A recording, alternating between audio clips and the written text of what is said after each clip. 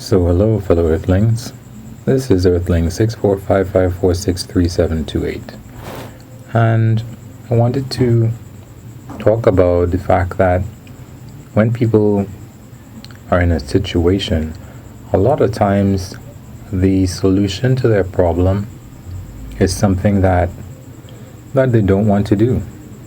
So for example, when people are depressed, sometimes they want to stay at home, they want to stay inside, they want to maybe stay in bed, stay in their dark room. And this is for people who have major depression, let's say. And the thing is, each one of the things that they want to do is something that can potentially reduce their depression.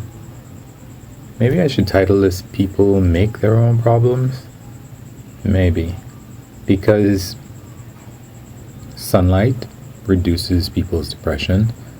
Going outside, even in your yard, in nature, reduces depression. Exercise reduces depression. Socializing reduces depression. So all of the things that a depressed person often does not want to do is what fosters their depression.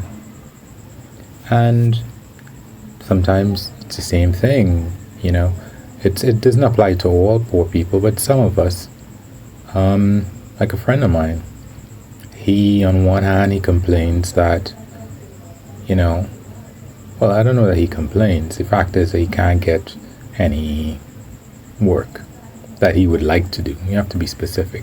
There are situations that he, with people that he was working with, that he ended because, the people did not, they maybe pushed things a step too far, and he decided, okay, he's not going to do that anymore.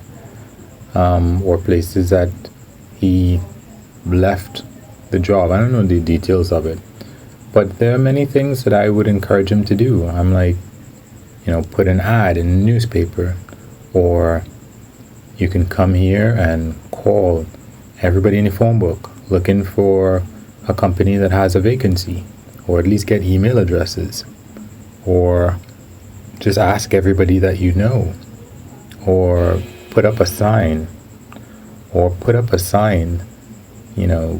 with whatever it is that you want to do. And a lot of those things, not a lot, every single one of those things he doesn't want to do. And his thought process is that it's not his time, i.e. that when he's ready, or when nature or existence or God is ready, everything will just fall into his lap. Now, for anybody who has accomplished anything great by striving very hard, that is the complete opposite of what they would believe in. They would never think that things just fall into your lap. They would think that, you have to push and push and push. And, well, that's me. I was in a situation a while ago where I met some people who were not very helpful. And the person who was with me, they thought that I was pushing too much. And I thought, yeah, I push, because there are things that you want in life that don't just fall into your lap. You have to make them happen. You have to go through difficulty sometimes, whether it is physical difficulty, mental difficulty that doesn't involve anybody else. Sometimes it involves someone else.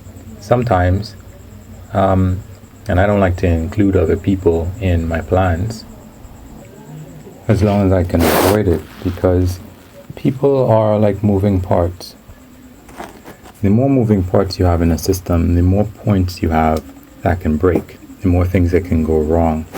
So I try to put people in as an optional thing. It's not a required thing. So my plan should be able to function without anybody specifically. And if it is that it can't, well, in that case I have to do it. But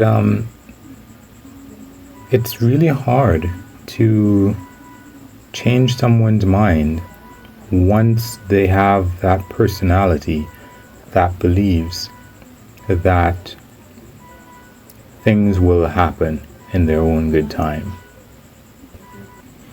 And don't get me wrong, things can happen in their own good time. Sometimes you just have to wait for certain things to actually happen. Sometimes things are beyond your control. But if you consistently, in almost everything that you attempt, have that attitude that things will fall in line, I think there are a lot of opportunities where one would miss out on. And there is a lot of strength and resilience and independence that one will never learn that one is capable of. The thing is that, you can never really say 100% that a particular ideology or personality is wrong. I think that, again, with respect to my idea or what I've heard Buddhism referred to as, or the idea of Buddhism, is that Buddhism seems to be about shoulds. It's not about do this or do that, absolutely. It's recommended perhaps that you should do this, or you should do that, or you should do the other. But nothing is quite hard and fast. I might sound like, I'm into Buddhism. I'm not. Obviously reincarnation, well, to me, obviously reincarnation doesn't make sense because right now we're going to have how many billion human beings right now? And at some point, the earth is going to be absolutely barren. When the sun grows big enough and completely consumes the earth, where are those quote-unquote souls going to go to reincarnate? That's going to be the end of it. And where did they come from when the earth was created? Buddhism doesn't speak to any of that. But, if you follow the process of how the Buddha attained nirvana, it would have been that he tried asceticism, which is, being a hermit and not taking oneself away from all of the pleasures of life. And that's not how he achieved nirvana. As a young prince, his parents had heard a prophecy that he would end up, not being a prince and perhaps becoming the Buddha. So they tried to shield him from everything that had to do with death and aging and anything bad. So throughout his growing life, he encountered all of that stuff, all of the pleasures of the world. He never saw that people aged. He never saw that they got sick. He never saw any of that. People kept all of that away from him until I think one day he would have perhaps seen an old person. But the whole idea is that the normal things that we think of that will lead to perfection, they didn't work with the Buddha. What eventually happened, I think he was just sitting under a tree, and after perhaps maybe the tools of asceticism and some other thing that he had tried in order to devoid himself of desires, which is what nirvana is supposed to be. Basically, he was under a tree and he achieved nirvana. Bing dong, simple as easy as pie. But perhaps it encompassed all of these different things that he had encountered before: an excess of pleasure and an excess of pain, and taking oneself away from the pleasures of life. So, but anyway, I'm probably going too far with this Buddhism thing. But yeah, under some circumstances, it might be great for people not to be able to realize that they can achieve quite a lot of stuff if they try and train themselves, and that they don't need to give up at the first kind of a problem that they encounter. Because you know what? Sometimes you do have to give up on that dream. that you had in order to have a life.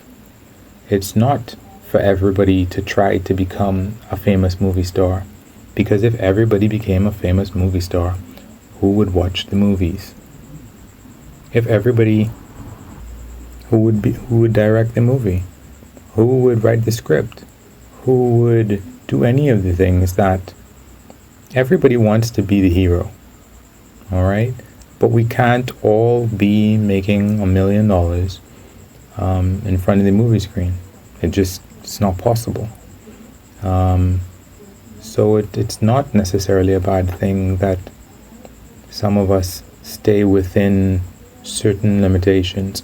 I mean, even for myself, there's some things that I realize, hey, I'm not going to be a famous tennis player. And as a matter of fact, whatever you excel at is normally the one thing that you're not saying no to. Or if you excel at a number of things, you're probably not an archaeologist. You're probably not a surgeon. You're probably not. There are more things that we have to say no to than there are things that we would say yes to in order to become good at a particular thing. So now I know I've gone a little bit past the point where people make their own problems. Maybe it is that it's something I need to revisit at another point. But I do think that, the person who was telling me that anytime there's a problem, you should look at yourself. And I think that just like in Buddhism, Buddhism might suggest, again, my understanding of it, sometimes yes. Sometimes the problem is because of something that you came to a situation with. And sometimes the problem is because of something that someone else came to a situation with. Always looking at yourself as the source of a problem is a really good way to put too much stress on yourself and to be wrong, I would assume, half the time at least. So anyway, guys, wish me lucks. You can like or unlike. If you like, you can comment and tell me why you did either one. And you can subscribe and or share. Appreciate it. Peace.